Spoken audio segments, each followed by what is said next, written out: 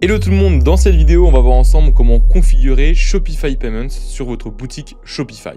La première chose à faire c'est se rendre dans l'onglet paramètres juste ici en bas à gauche.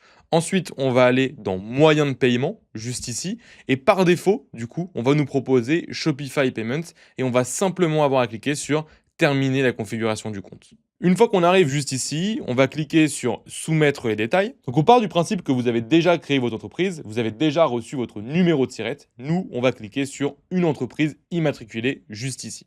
On va cliquer sur sélectionner le type d'entreprise et là on va choisir entreprise individuelle.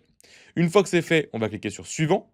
Là, le nom enregistré, lorsque vous êtes en auto-entreprise, ça va être votre nom et prénom. Alors ne vous inquiétez pas, c'est pas parce que vous le mettez ici que ce sera visible sur votre boutique. Donc je vais mettre mon nom et mon prénom. Ensuite, le numéro de SIRET, tout simplement, c'est le numéro de SIRET que vous avez reçu par la poste. Vous pouvez aussi taper votre nom et prénom sur Google suivi de société.com et vous allez directement retrouver sur le site société.com le numéro de SIRET de votre entreprise. Le numéro de téléphone, vous mettez le vôtre, tout simplement, il n'y a pas besoin d'en inventer un. Dans tous les cas, il ne sera pas disponible pour les clients. Et ensuite, dans adresse professionnelle, là, vous mettez l'adresse de votre entreprise. Si c'est l'adresse de chez vous, vous mettez l'adresse de chez vous. Il faut mettre la bonne adresse parce que après Shopify va aller vérifier ces informations et si vous mettez de fausses informations, le compte Shopify Payment va bien entendu être fermé. Donc on met son adresse, on va cliquer sur suivant. Ensuite, dans catégorie, vous choisissez la bonne catégorie. C'est des vêtements, vous mettez vêtements accessoires. Sinon, vous pouvez mettre retail. Et là, vous choisissez du coup l'autre sous-catégorie qui correspond le mieux. Numéro de téléphone de la boutique. Là, attention, c'est le numéro de téléphone qui va être accessible pour les clients. Ce que je vous conseille, c'est de créer un numéro avec on-off. Ça coûte seulement 3 € par mois environ. Et ça vous permet de donner à vos clients un numéro. Et en sachant que c'est tout à fait obligatoire en France, vous êtes dans l'obligation de mettre un numéro de téléphone à disposition du client. Donc vous n'êtes pas obligé d'y répondre, ok? Vous pouvez y répondre que 10 minutes par jour, mais vous êtes obligé légalement d'avoir un numéro de téléphone. Donc investissez dans un numéro on-off, ça coûte seulement 3 € par mois comme je le disais. Ici, du coup, vous êtes en auto-entreprise, donc vous n'avez pas besoin de facturer TVA, donc je vais cliquer sur « Je n'ai pas de numéro de TVA ». Je vais cliquer sur « Suivant », juste ici.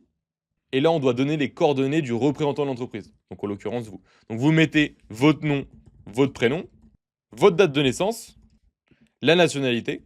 Le rôle, vous pouvez mettre président. L'adresse mail, vous mettez votre adresse mail. Le SPI, vous pouvez le laisser vide. Le numéro de téléphone, là, vous remettez le vôtre. Et l'adresse, soit c'est la même que vos entreprises si vous habitez du coup à la même adresse, soit du coup vous mettez ici votre adresse personnelle, l'adresse du coup de chez vous. Et on clique sur suivant.